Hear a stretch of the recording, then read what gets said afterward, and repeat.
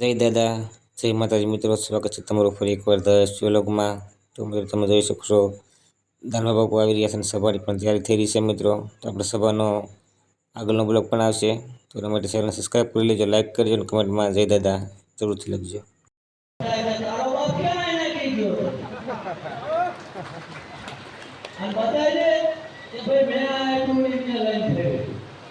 જરૂરિયાતો નથી સંતોષાતી એટલે બોલો છે. બાકી આ મંદિર રેડીમેડ આપી દેવાનું કામ ઊભું છે. હું તો કહું છું 10 માણસ તૈયાર થઈ જાવ, સંભાળી લો. આ ભાઈ માટે એવો નથી કરતો કોઈ દાડો કે તમે બધા જે કરો એ મને ગમત છે અને પરમાત્માની મરજી છે તારાની તમે રહેજો. જ્યારે એના તમારે નહીં ગમો તેથી આ વાત તમે બેઠી જશો. હું કોઈ નહીં કરવા ના આવું એટલે કોઈ કદાચ બોલતું હોય ને તો કહી દેવાનું આ બેજુમાં છે ત્યાં બેચારા ઘરની જાણતા નતા. મને ગામમાં એવું કહેતા હતા કાટલા લાખ હોય તો જ બાપુ આવે. એટલે ભલા માણા લોહીના ટીપાની કિંમત પૈસો ના કરી છે. હું વાત કરું તમારો ભાવ જોઈ બાકી સિંગલ વ્યક્તિ એવું કહે છે બાપુ ભાઈ તમારા ઘરે લાગવાના આવવાના આટલા પૈસા તેથી મારી જોડે ભરીના પરગડામાંથી નીકળી જવાનું ભરવા. તમારો ભાવ હોય ને તો ગરીબના ઝૂંપડે મારો ઠાકર એમના મોલે દાખલા જોતો હોય તો આપી દે. સમજાય? પણ એનો સમય હોય. તમે આજના રોજ તો બાપુ તમાર મારા ઘરે એમ ના હોય. તારા ઠાકરની મરજી થાય બીજી હોય. આપણે ચાર દાડાનો ખબર છે લાંબુ હાલવાની છે ભેગા થઈ જ તમે હો. એટલે કોઈ સત્યના જાણતા હોય તો એ વાતો કરીને મોરાનું કામ. જેના વિશે તમે જાણતા જ નથી તો એને ઉમરના કામ કરવા નીકળી જાઓ. અને હું તો કોઈ એવો તમારા પાસે બે આવે નહીં. જો એ ઓગણી વાત કરતો હોય ત્યાં તમારી રીતે કરીને હું ગેરંટી. હા આ તો બોલવું તો ખોટું. દાદાનો મુખ્ય ઉપદેશ છે એ વાતની એક બે નંબર છે. એવા તો રામના વખતથી જન્મતા આયા. આ તો સિરિયલોમાં ટીવીમાં આપણને શીખડા કેમ બતાવતા હકીકતમાં હતા નહીં. તો આપણે ઓળખીએ કે આપણે રાક્ષસ કહેવાય શીખડાવાળા એટલે બતાવતા.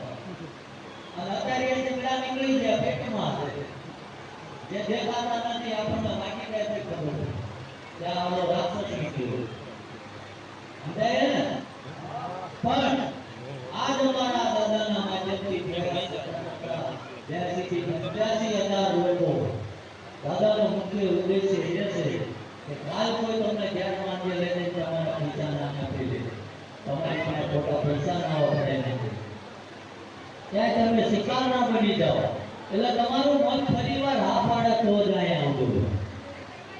ત્યારે કોઈ પણ કહેતો કઈ ધક્કા કરો ને એટલા વાર ફરો. જો તમે હાજા મનથી આવ્યા છો ને તો મારો ઠાકર ક્યારે તમારી આંગળી ભૂખશે નહીં. આ નક્કી કરી નાખજો. આ જે બે પાર્કિંગ થી લઈને જે પ્રેશર છે ને એ જે તે સમયે તમારી જોડે જોરાવા જાય. આ સેવા કરવાની ચાલુ કરી કોઈને જોરાવા જરૂર નથી. એટલે કર્મ છે. દરેક જગ્યાએ કર્મ મહાન છે. કે તમે ભાઈ એવું વિચારીને કે લાવો સાત સુધારો દાદા મને સૂચી કરી દે છે તો એક પાડો મારો ઠાકર આંધળો નથી. હા અમુજી આત્મા ડુંગળી ઉઠશે તો આવડા બહાર આવશે. આમ ને નામ ઉલેશું એટલે દેખાડો તો સેવા તો કઈ ના આવતા. હું એવા સ્વયં સેવકો નથી શીખાતો. પાછા ઘડી ત્યાં નીચે હું સ્વયં સેવક મારા દુઃખ છે તો ઘરે સમજા નોકરી ધંધો કરવા ના આવશે. ઘરના પરિવારની સેવા કરો. ગાંડું ત્યારે નથી શીખવાડ્યું. પણ જે દાદાના માધ્યમે દાદાના બતાવેલા આના પાઇપમાં લખ્યો હોય તમારી નસીબની રેખા એટલી પાદરી જવાની હોય તો દાદાના ચરણોમાં એ વ્યાધી મૂકી જતા રહેજો. કહેજો ખબર ઠાકર જે છે આજથી અમારા કર્મોનું વસ્તુ તારા પરમાત્મા તારા ચરણોમાં મોકલું છું. અને કાલ દાડો ઉગે મારું જીવવું છે કંઈ પકડવું નથી, કોઈની નિંદા કરવી નથી. જગત જે કરતું હોય આપણે ક્યાં પાર્ટી પંચાયત કરવા આવ્યા છીએ? લોકોનું ધ્યાન રાખવા આવ્યા આપણે? આપણા ઘરમાં ઊભું થાય બીજાને હું પંચાયત કરે એટલે એ વસ્તુ અહીં મૂકી જતા રહેજો અને જો કદાચ ત્યાંથી પકડી જાઓ અને પછીમાં લાડે તો મારો ઠાકર ઘોડે પલાણ ના કરતો ધોવા પાણી ભેગું છે મારો વિશ્વાસ છે અને આ તમ બોલી કહું છું કે મેં ક્યારે કોઈ સેટિંગ પૈસા નથી દીધું ત્યારે કોઈ મેં કીધું કે આને હોટલ શાળામાં બતાવો વ્યાજન નદીનો વિરોધ નથી તો મારો ઠાકર મારી કોઈ નોકરી કરાવતા એક સિંગલ વ્યક્તિ હું બતાવી દઉં કે બાપુએ કીધું કે એટલું મને આટલા હોય પૈસા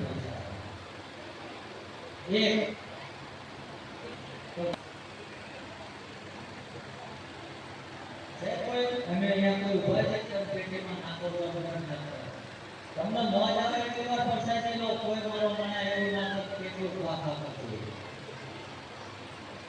સમજાય હા પણ હું એવું માનું છું માણસને કોઈ સુખી નથી દેતું ભાઈ એને જો સુખી કરે ને તો પોતાના કર્મો છે દુઃખી કરવા પોતાના કર્મો છે ભુવા ભગત એક નિમિત્ત છે તમને દિશા બતાવે કે આ થાય કામ ના થાય ગમે એટલા આપણને દુખતા હોય આપણા તો કહીએ કે 8 નંબર ના હોય બધા જોડા બોલો 25,000 ના હોય 3 નંબર નો પગલા થાય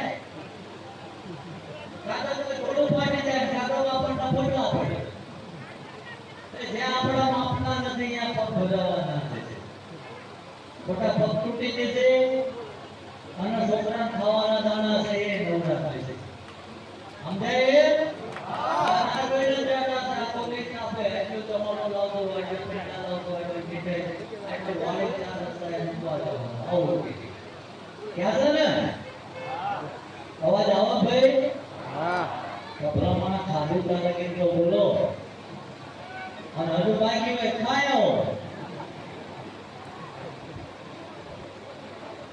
તો અંતદા હું એમને એવું નથી કહેતો કે એ અંધશ્રદ્ધા ફેલાવો પણ મારું અહીં નોખું છે કે કદાચ તમે જગતમાંથી જો થાકીને આવ્યા હોય તો મારો ઠાકર તમને ના કે તમે આ ભૂલ કરી હતી એટલે આ ફળ આવ્યું અને જાઓ કાલથી ભગવાનનું ભજન કરજો નોકરી ધંધો કરવા દેજો 2 મહિને તમારી વળતી વેળા કરી હું આ કરું છું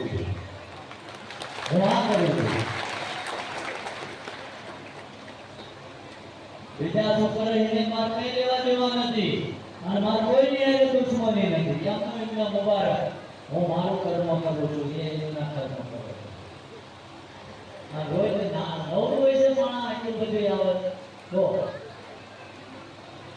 આપણા બધે ઘણા વાંચના દીકરા હોય એ કે બાપુ એવું બધું નહીં કરતા હોય તો કેટલું એમનું હારે તો મારા બાપ દાદા ચાની નિકાલ એટલે જ ભાઈ કઈ નહીં માં ખેતી કરી 12 મહિનાના દાણા લાવશે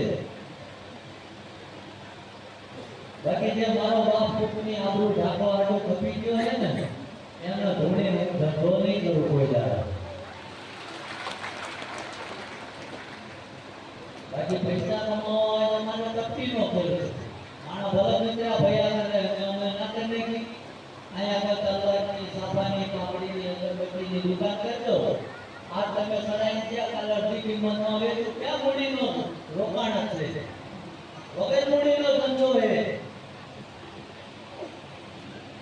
પણ કદાચ તમારી જરૂરિયાતો પૂરી કરવા નોકરી ધંધો કરશું બાકી આવા વાળાનો આઠાનો નહીં લો અને કોઈ દાડો કોઈ એવું સાબિત કરશે કે બાપુ મેં આવ્યો બાપુ યાર લઈ લેવી વિદ્યા બાપુ ત્યારે મારા જેવો પકવાને કીધું બતાવજો હા તમે કદાચ ગાડી લઈ જાવ છો ને તો એ મારા બાપ દાદાના પૈસા દઉં છું આ મંદિરના પૈસા કોઈ ડીઝલ એને મંગાવ્યું છે અને કોઈ બદલાવણી કરવાનો મન શોખ નથી પણ રાજદાડો એ વાંચો જોયા હોય અહીંયા ઉગાડા પર તાપમાન અને સેવા આપી હોય અને એના ઘરે ઓછો સત્સંગ આવવા તો મારી ફરજ છે કે કદાચ